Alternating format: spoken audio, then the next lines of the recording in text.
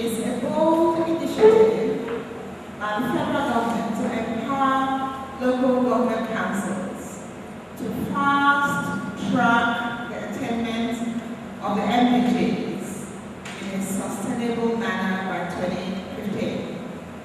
It is therefore necessary for all stakeholders to put their hands on deck for the success of this initiative.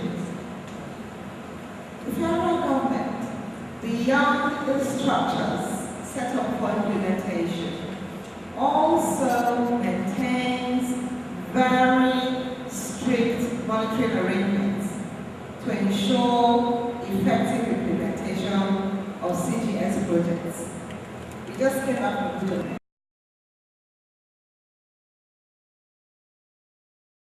It is achievable. That's the way. We like 'em like that. MDG, it is achievable. Hey, that's the way. We like 'em like that. MDG, it is achievable. Hey, reduction.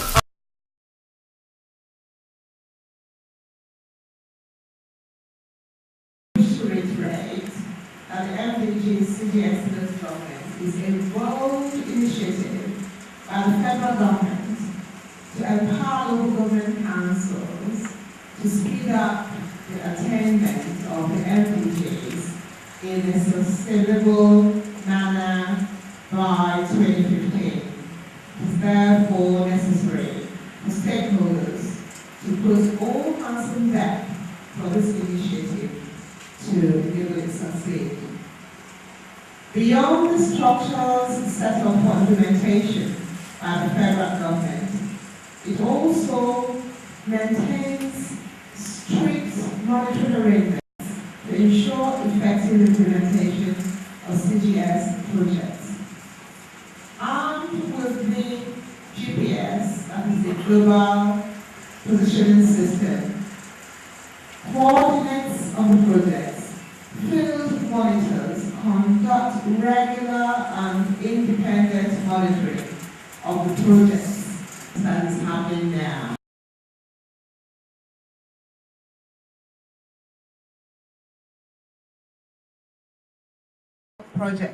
Project cycle, which is the third so far, has the following projects, all based in the health sector.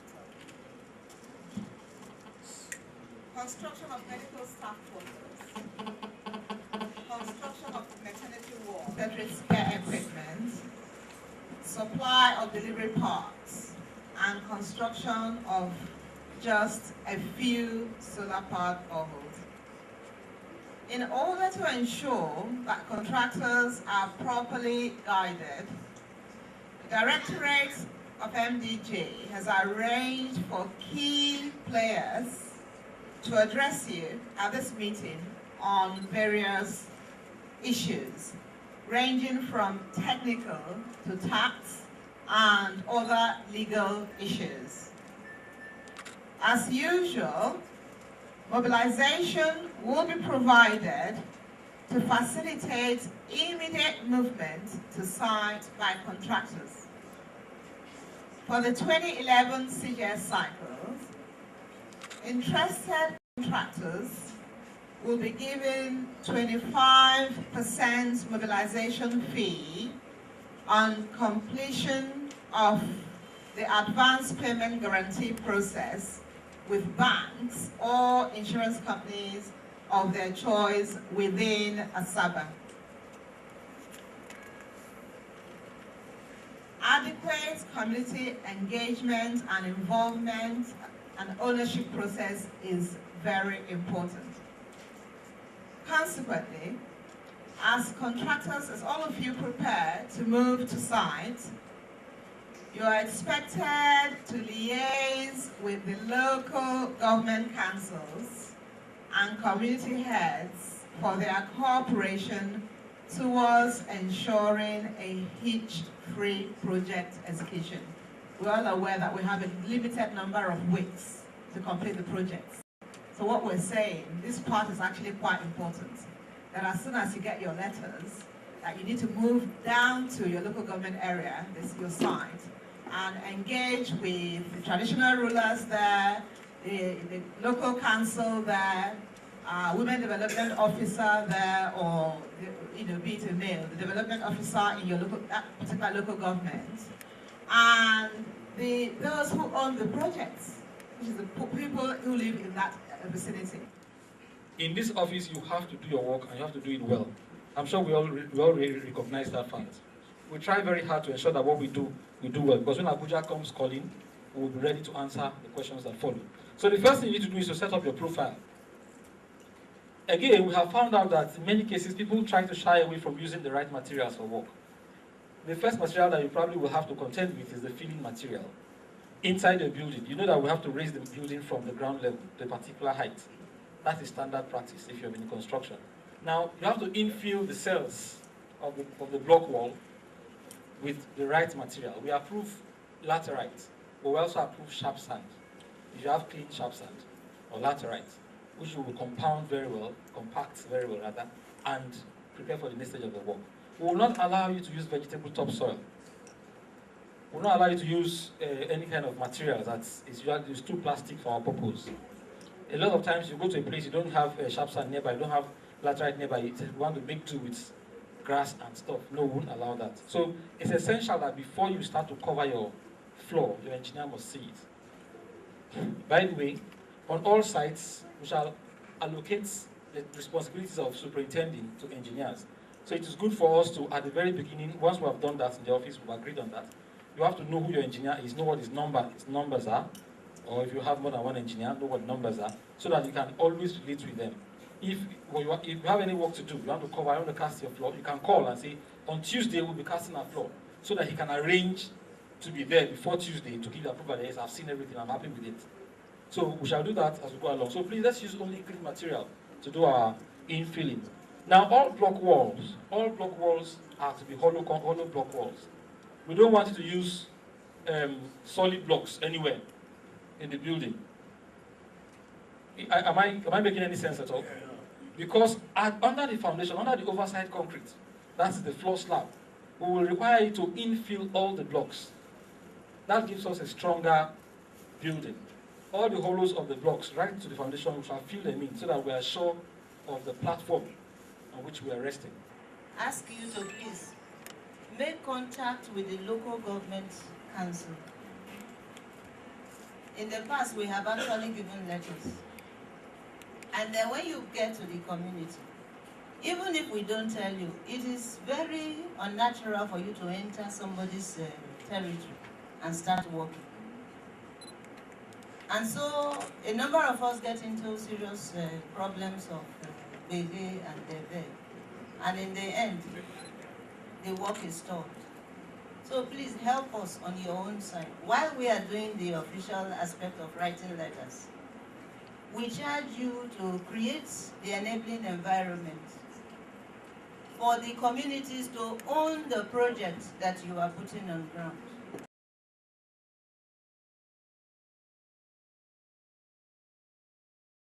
And to say to you that for us as a legislature, we will ensure that the goals of the mdgs, or the objectives rather, are met. It's on our own side, basically budgeting and ensuring by way of oversight functions to ensure that things are done properly and then the funds also made available. With regards to this release, we'll speak to the governor. We also understand the fund situation in the state as it is at the moment. That had the exception of the present administration in 2007. The Office of the Special Advisors to the Governor on mdgs was created to serve as a catalyst to fast-track the achievements of mdgs in the state.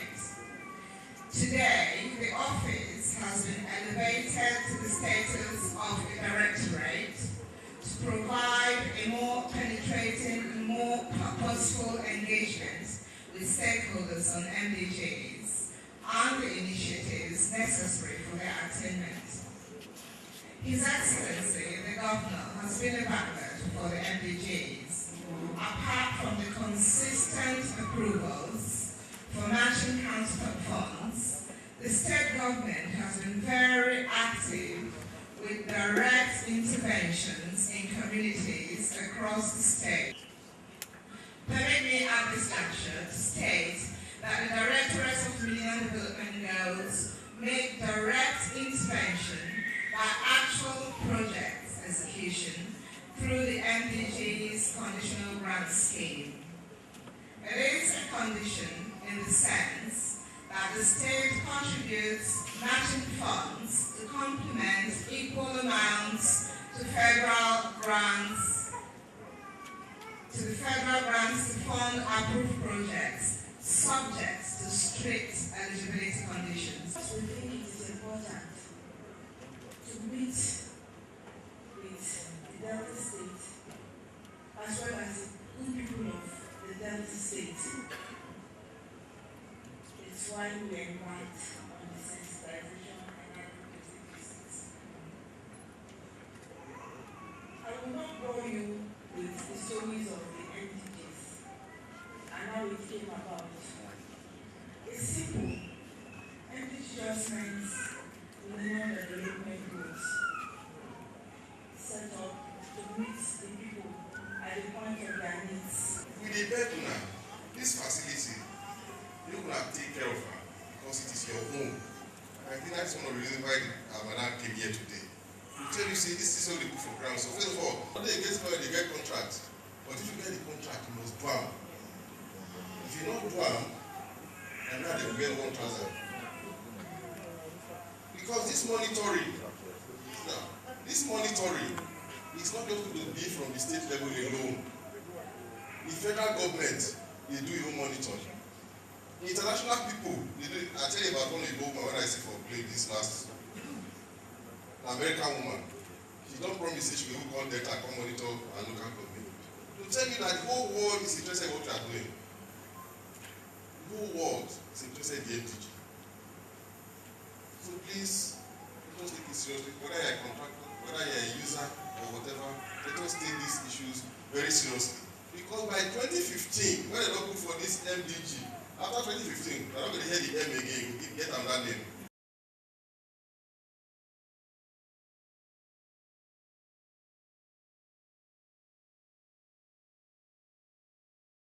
Today's handover of delivery packs to the Ministry of Health is geared towards the reduction of maternal mortality in our society and also to support the free maternal health care program of the Delta State government. I want to seize this opportunity to appeal to the Ministry of Health to prevail on relevant officers to ensure that the delivery packs get to the targeted beneficiaries. It is also relevant to state that a register of recipients is to be kept at each distribution point to enable federal inspectors have access to the data when necessary.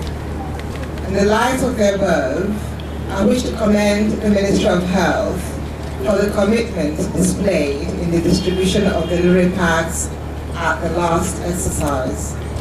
On this note, it is my pleasure to formally hand over 19,000 units of delivery packs to the Ministry of Health to be distributed free of charge to pregnant women across the state. Thank you and God bless.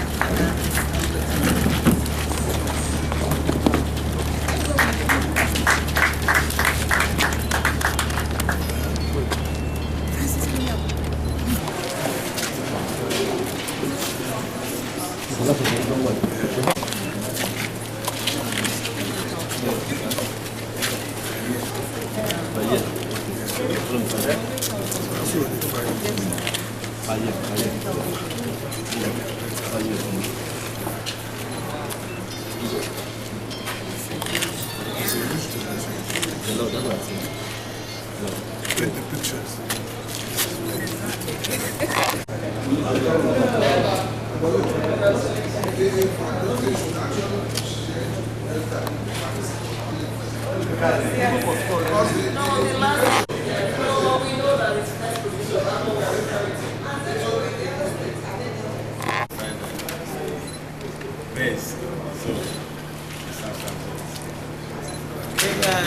was reflecting on what happened during the advocacy process.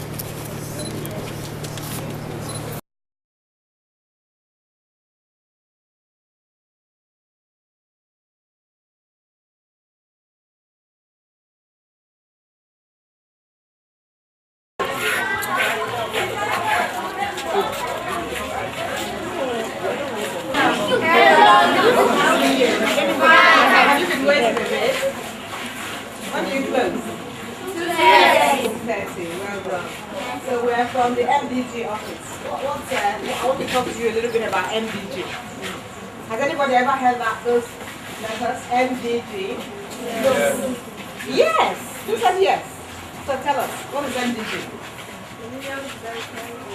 Fantastic. Give her a clap. And what does MDG mean? You just told us, Million Development Goals. Anybody know the goals? The MDG goals? Does anybody know them? Okay, please come so that the children can see. Okay. So, I'm going to tell you the goals, right? I know that you're here. When do you close? Yes. And what time is it now?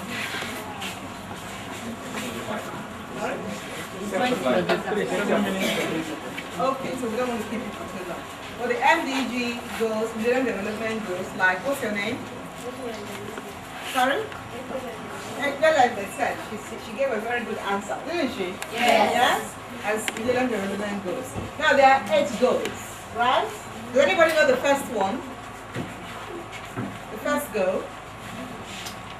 The first goal is to eradicate extreme hunger and poverty.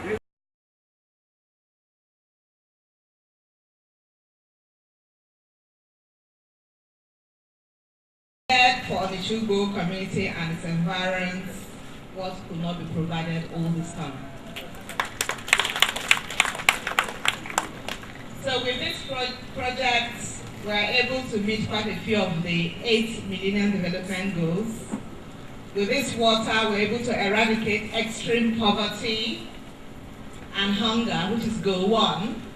Also reduce child mortality, because all our mothers and our fathers and our children need water.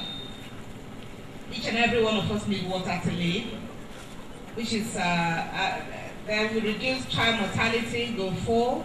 Improve maternal health, which is goal 5. Combat HIV/AIDS and malaria, which is goal 6. And ensure environmental sustainability, which is goal 7.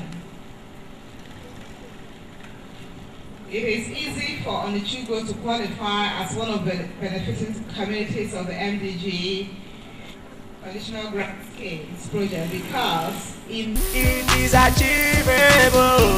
That's the way we like them. We like them like that. MDG, it is achievable. Hey, that's the way we like them. We like them like that. MDG, it is achievable.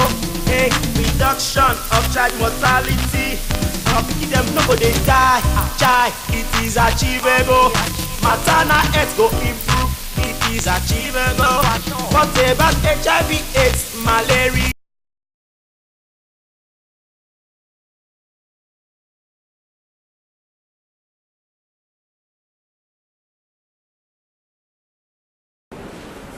A conditional grant scheme is a program in which state governments are availed the opportunity of accessing funds annually from the federal debt relief gains to scale up investments in the MDGs. Those of you who have been working with us, you will be very familiar with what the MDG-CGS is all about. Annually, the conditional grant scheme involves accessing funds from the federal level to execute these projects at the community level. For the first time in 2011, this scheme was scaled up to the local government level so that it will not end at the state level. It's a process of integrating the local government councils into the scheme. And across the nation, 3 local government per state were selected. And that's how we have only 3 out of our 25 local government councils participating, which are Ukwani, Ethiopia West, and Warri Southwest, as I earlier said.